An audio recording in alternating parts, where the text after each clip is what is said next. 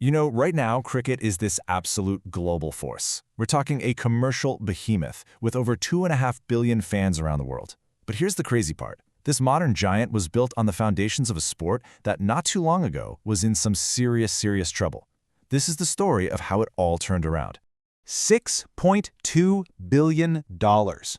Let that sink in for a second. That's how much a 5-year broadcast deal is worth for just one tournament, the Indian Premier League. And to put that into perspective for you, on a per-game basis, that's more money than the English Premier League, more than the NBA, more than Major League Baseball. It's just a staggering figure, and it tells you everything you need to know about this global phenomenon. But the most fascinating part of this whole story is the twist.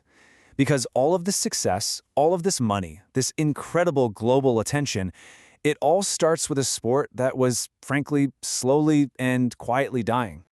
So, here's how we're going to unpack this revolution. We'll start with the crisis that almost took the sport down, then look at the wild experiment that saved it. We'll see how India lit the fuse for a global explosion, and then dive into the rise of the IPL. And finally, we're going to grapple with a really uncomfortable paradox and see what's coming next for the game. Okay, so first, you really have to understand just how broken cricket felt back in the early 2000s. I mean, it was a sport built for a completely different time, and it was struggling to survive in the modern world. The heart and soul of the game was something called Test cricket. It's been played since 1877, a 5-day marathon of strategy and stamina. But imagine this. You can play for 5 full days, and the match can still end in a draw. No winner. For a new fan living in our fast-paced world, that is a really tough sell. And that was the fundamental problem, right? The traditional game, with its marathon format and its leisurely, almost timeless pace, was just completely out of sync with a modern audience. People wanted short, explosive, action-packed entertainment that fits into one evening, not something that takes up their entire work week. And you could see this happening nowhere more clearly than in England, the actual birthplace of cricket. The stadiums were empty, sponsors were walking away, and the average fan was just getting older and older every year. The sport was facing a genuine existential threat. The choice was simple: change or just disappear. So, with their backs against the wall, the people running English cricket stumbled upon this pretty radical solution, a new format they decided to call 2020, or T20 for short.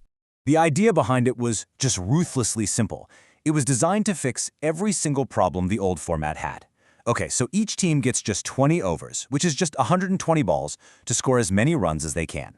The whole thing is over and done with in less than 3 hours. It was still cricket, but it was repackaged for the 21st century. And you know what? It worked, instantly. Crowds just flooded back into the stadiums. But these weren't the old fans. These were families, groups of friends coming out for a good time.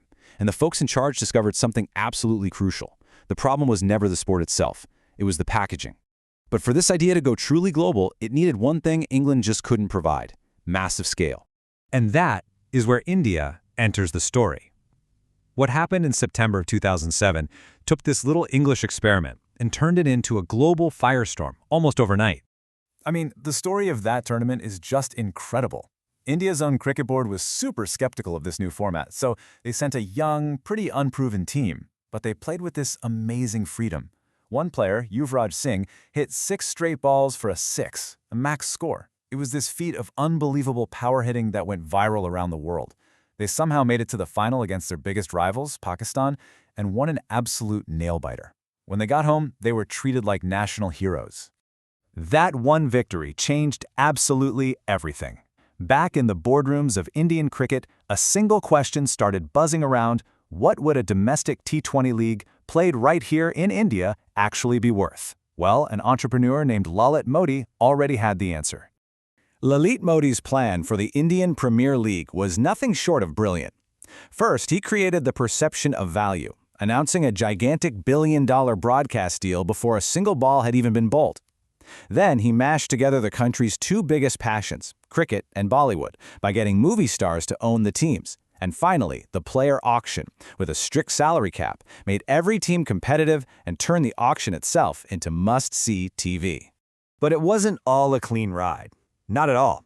The league was absolutely rocked by scandal. Its founder, Modi, actually fled the country, facing corruption allegations. Then came a spot-fixing crisis, where players were caught taking money from gambling syndicates. It got so bad that India's Supreme Court had to step in and clean things up. And yet, the league didn't just survive all that, it thrived.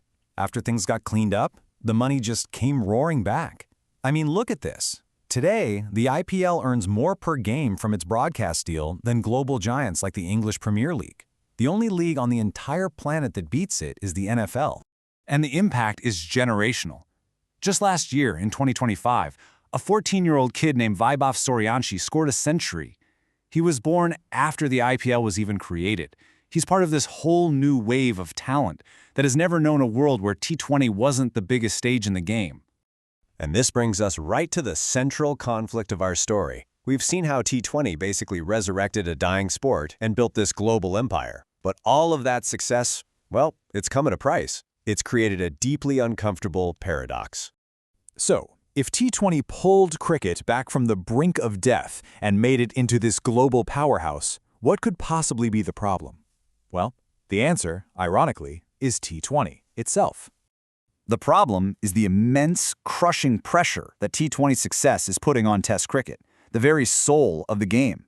The entire international schedule is now built around the IPL's 2-month window. Star players are retiring from the 5-day game years early just to prolong their T20 careers.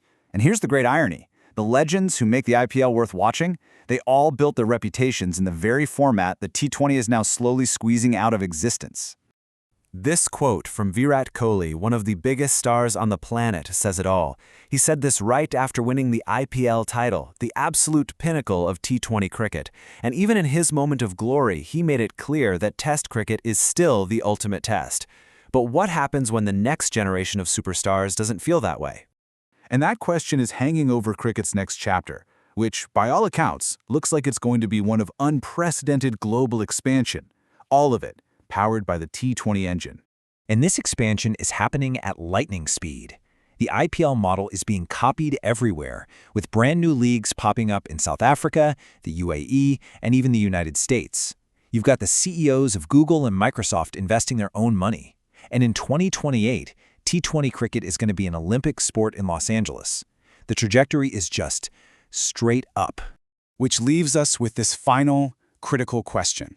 The sport that was dying is now a global juggernaut, on the verge of even greater heights. But as it conquers the world, you just have to ask, in building this massive, gleaming new future, did cricket leave enough room for its own past?